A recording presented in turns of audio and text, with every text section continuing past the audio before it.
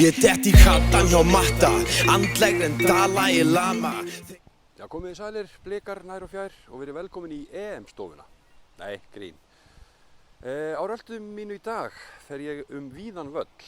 Ég byrja hér í Fagralundi á æfingu hjá þriðjaflokki karla og síðan fer ég upp á Kópavogsvöll en þar ég búinn að mæla með mót við hann Pétur Ómar Ágústsson á blikar.is og við ætlum að fara yfir leiki Breiðabliks og Vals síðustu ár, eða síðustu áratuga. Nú, en hvað ég að gera hér? Já, það er góð spurning. Ég ætla að hitta Willum Þór Þórsson. Hann spilaði með Breiðablik 104 leiki og skoraði í þeim 25 mörk. En það var einmitt Willum sem stjórnaði liði Vals árið 2009. Það var akkurat það ár sem að þeir unnu okkur. 2009 og við skulum fara að hitta hann.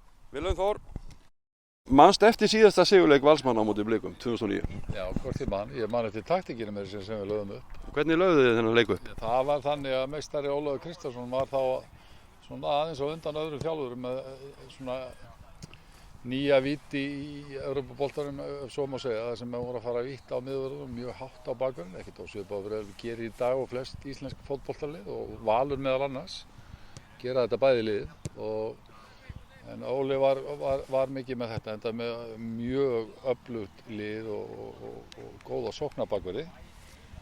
Þannig að við lögðum þetta upp með að liggja aðeins tilbaka og leyfa þeim að taka þessa fyrstu atriðinu sína og droppa niður með miðjumanninn og leyfa miðjumannum að koma mjög hátt.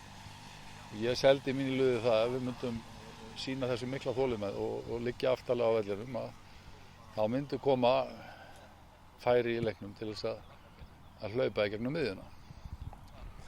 Og þá væru það miðjumennir sem væru þar í aðalhlutverki og það gerðist bara í leiknum og Baldur Bett skoraði sigurmark okkar í leiknum. Að öðru leyti þá vörðust við vel og Breiðablik var með boltann.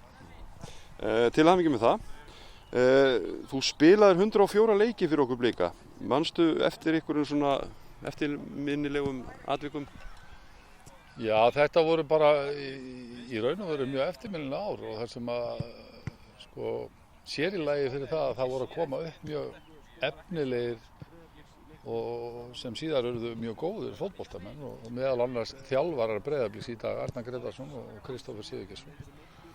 Og þetta var mjög skemmtileg blanda af svona eldri leikmönnum. Við komum til liðs í félagið þarna, ég frá KR, Hilmar Sigvarsson og Valur Valsson úr Val og það var mjög skemmtileg blanda og mikið fjör.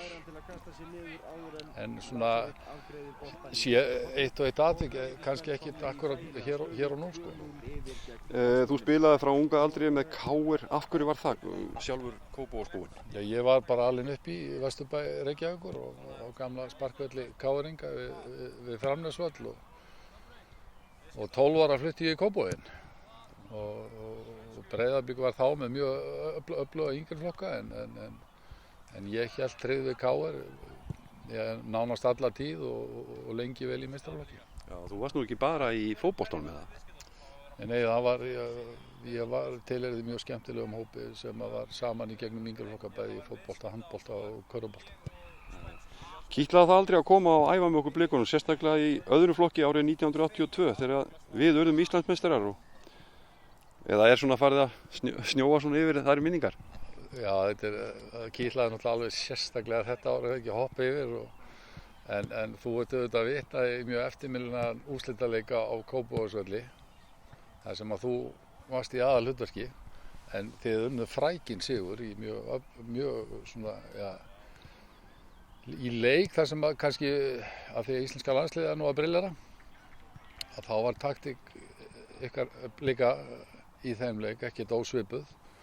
Mjög agaðir og baráttuglaðir og vinnusamir og uppskáruðu frækinn sigur og Íslandsmeistaratitil og áttu þetta fyllilega skilið.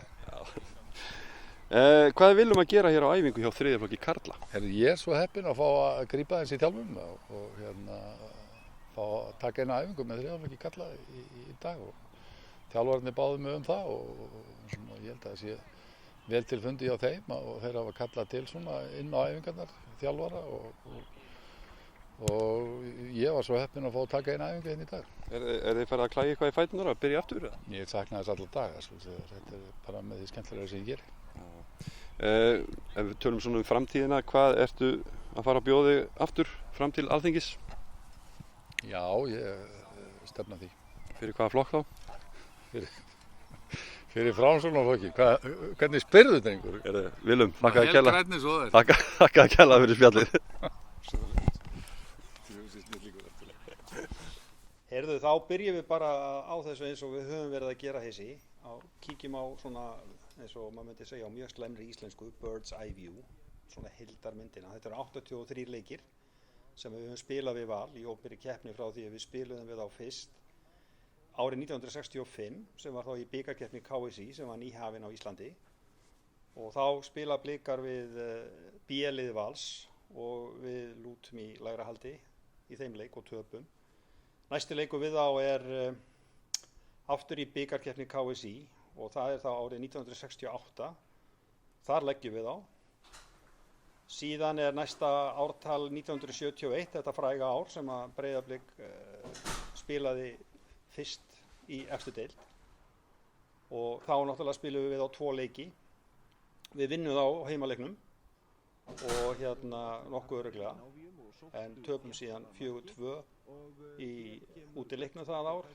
Við spilum aftur við þá í bikarkeppnin árið 71 og vinnum þá og svona heilt yfir að þá hafa í þessum 83 leikjum þá eru valsararnir með einhverja 5 leiki á okkur sem þeir hafa unnið meira. Sem sagt í gegnum tíðina hafa leikir þessara liða verið mjög mikil skemmtun, mikið skorað, maður er að sjá 5-0, einhvern tíma töpuð við nú 7-0, ég ætti nú kannski ekki verið að minnast á það, 4-3, 3-3, 5-0 og svo framvegis, þannig að við getum alveg átt von á mörkum á morgun. Reyndar ef við horfum til ársins í fyrra, þá vinnum við á bæði heima og úti og það voru 1-0 leikir, kannski það nýja línan hjá Breiðabliki að vinna Val bara 1-0, því að við höfum mjög gott tak á Val hér í Kópavogi, alveg sérstaklega gott tak á þeim. Þeir vinna hérna árið 1992 og hvað er það ekki 23 eða 4 ár síðan, þá vinna þeir. Síðan er bara ekki sigrar hjá þeim í Kópavogi nema árið 2008 og 2009 þegar að Blikinn, Willum Þór Þórsson var þjálfari Valsmanna og kom með þá hingað og vann okkur 2-0 annað árið og 1-0 hitt árið. Þannig að það er nú ekki mörg stig að sækja í Kópavogi þegar Valur kemur hingað og vonandi verður engin breyting þar á annað kvöld. Og tölfræðin er mjög jöfn þegar það kemur að þessum 58 leikjum sem að liðin hafa leikið í heildina, heima og heiman í efstu deild. Og þar eru Blikar með 22 sigra og Valur 23, þannig að það er ansi jafnt á þessum tölum. En þegar þeir hafa komið í Kópavoginn eins og áður segir, að þá hafa þeir ekki verið að sækja stig hingað. Þannig er það nú. Pétur Ómar, þakka kærlega fyrir þessar upplýsingar. Takk fyrir þessi. Til hamingju með sigurinn. Já, takk. Nú er þetta fyrsti leikurinn í efstu deild og skora mark. Já, það var bara drauminn líkast en maður hefði nátt að bæta nokkrum við. Það var nýtt færin. Þið óðuð þarna í færum í seinni hálfleik. Já, það er rétt. Það verður bara að nýta þetta rétt. Það taka þetta bara í leikjunum sem skiptir máli.